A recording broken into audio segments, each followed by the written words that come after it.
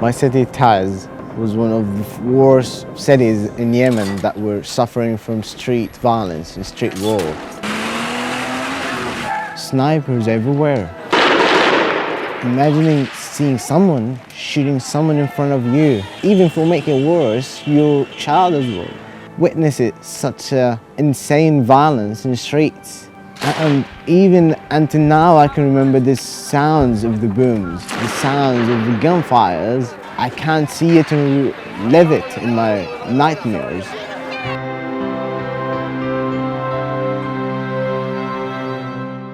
معتز and his family escaped the chaos of Taiz city of Yemen, seeking peace in Northern Ireland. But peace didn't come easily. The journey of an asylum seeker is fraught with difficulties, not just the trauma of war, but also the hurdles of a system that is not designed for a quick integration.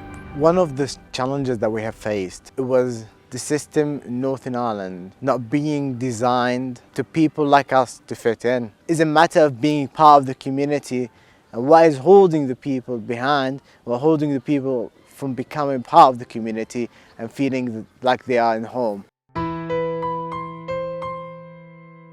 People like my mom and dad, they're not working to just secure amount of money, but for them it is a passion, it is a duty to serve people.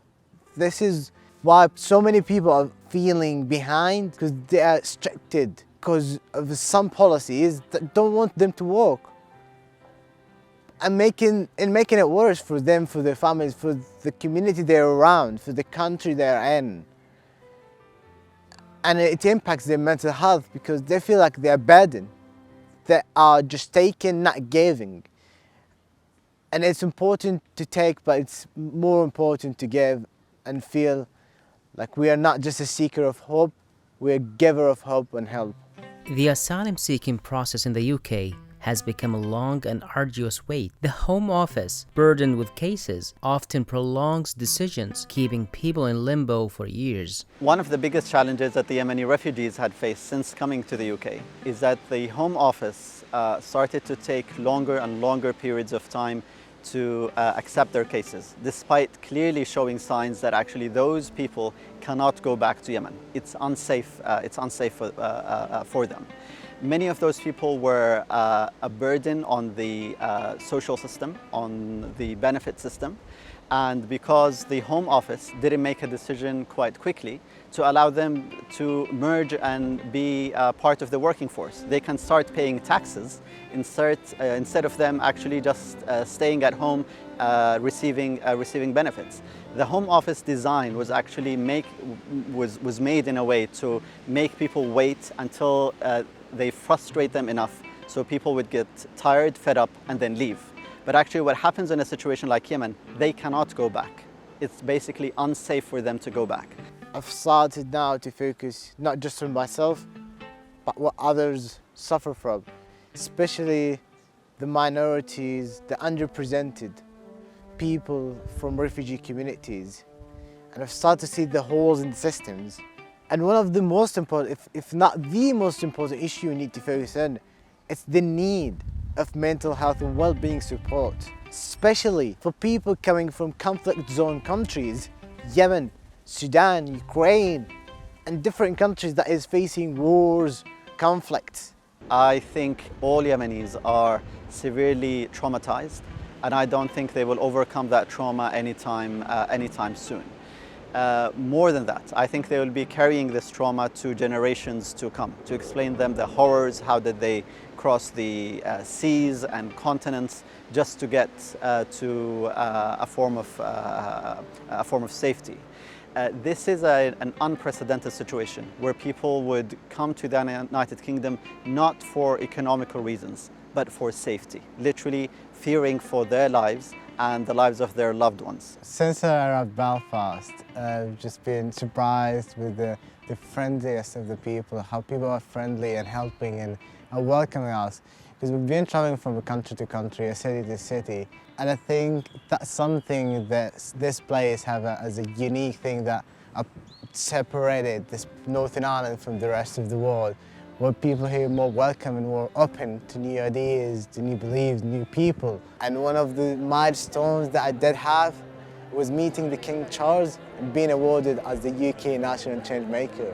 And I had the pleasure of meeting His Majesty in Buckingham Palace and having a chat with him about Yemen, how back home, what was my story back home, how did it look like. I remember that there's a trust on my chest and there's a belief, there's people that believe in me and there's a trust on my chest that I need to keep it going and I need to do the right thing with the right time, with the right people. معتز برغم أنه عاش أوقات صعيبة من الحرب ومؤثرات الحرب، والحرب أثرت عليه بشكل أو بآخر نفسياً، بس خلقت منه إنسان ذو قوة وشجاعة رغم صغر سنه. منذ وصولنا إلى بلفاست فكنت في البداية قلق على معتز وأخي من حيث أنه صعوبة الاندماج مع المجتمع، كون وصلنا إلى دولة بيئة غير البيئة التي تربى فيها، ولغة غير اللغة، وعادات وتقاليد غير العادات والتقاليد. ولكني تفاجأت بأن معتز انطلق بقوة، وهذا جعلني أفتخر بأنه وصل إلى مرحلة إنه تغلب على كل المشاكل السابقة والمشاكل النفسية، وبدأ صفحة جديدة للاندماج والتطلع للمستقبل وصناعة شخص آخر وأفضل. Mu'taz's success is a symbol of resilience, but his journey is not just his own. It is the story of countless refugees who are stuck in a system that doesn't allow them to reach their full potential.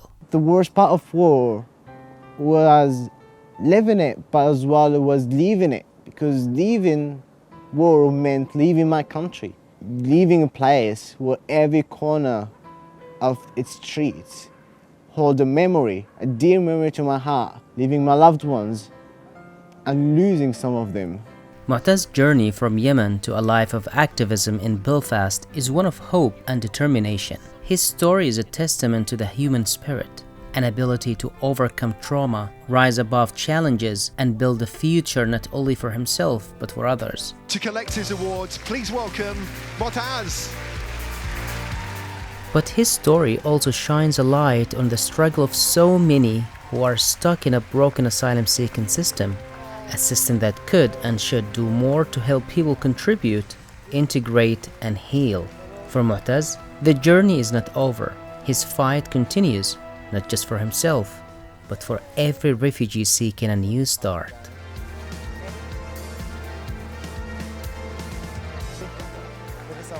I want to share with others. I want to lend a hand that have been lended to me, and give the support and help for others. So that's how I started my work as a human rights activist and educator. And since then, I've been doing it and doing it and doing it and fell in love with it.